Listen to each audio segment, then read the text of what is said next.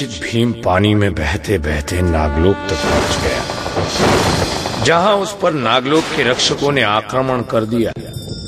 परंतु ये भीम के लिए वरदान ही सिद्ध हुआ, क्योंकि नागों के विष ने कालकूट विष को काट दिया और भीम की मूर्छा भंग हुई। यही भीम को ज्ञात हुआ कि महानाग आर्यक उसके परनाना है। परनाना आर्यक ने भीम को बालवर्धक रस पीने को दिया, जिसके एक पात्र में सहस्त्रों हाथियों का बल था।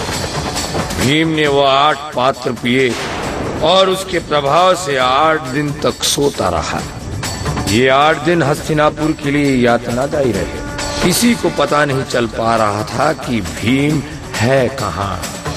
भीष्म, कुंती, गांधारी सब भीम को लेकर चिंतित थे। कोई प्रसन्न था तो दुर्योधन और उसका मामा शकुनी। सत्य धर्म बतलाती हो मेरा पुत्र भीम। भीम तू कहाँ चला गया था पुत्र? मेरी तो जान ही निकल गई थी। तुम ठीक हो ना? तुम कहाँ गए थे? ऐसे थोड़े ही करते पुत्र। दीदी। हाँ पुत्र, तुम थे कहाँ? पितामह, मेरे जन्मदिन उपवन में जो हम खेल रहे थे, मुझे बहुत भूख लगी। भोजन इतना स्वादिष्ट था कि मैं खाता गया। उसके पश्चात मुझे नींद आ गई और मैं जाके गुफा में सो गया। और आंखें खुली तो पता लगा कि मैं 8 दिन तक सो रहा था। क्यों, ऐसा क्या था भोजन में? मुझे नहीं पता।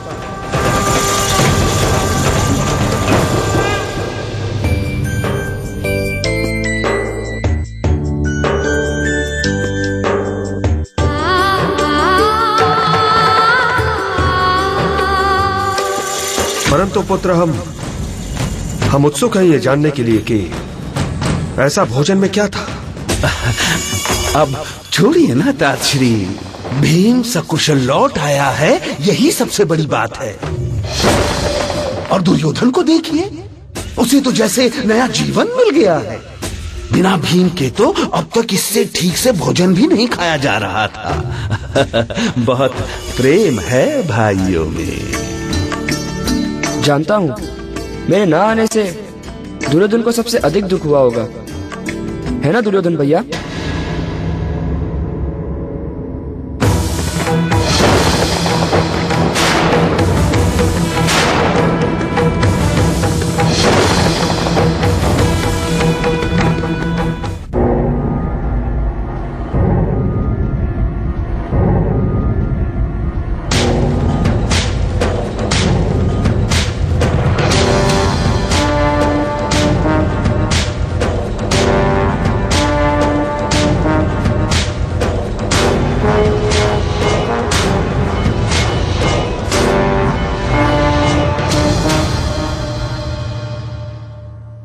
दीदी,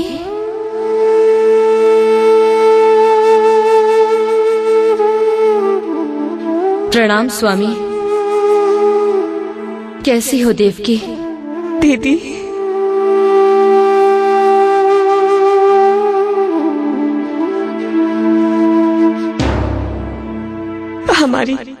हमारी दशा तो वही है दीदी, परंतु आपको यहाँ इस तरह नहीं आना चाहिए था। यदि कंस भैया को ज्ञात हो गया कि आप हमें इस तरह मिलने आती हैं तो। कंस का भय अपने मन से निकाल दो देवकी, क्योंकि कंस का काल अभी दूर नहीं है।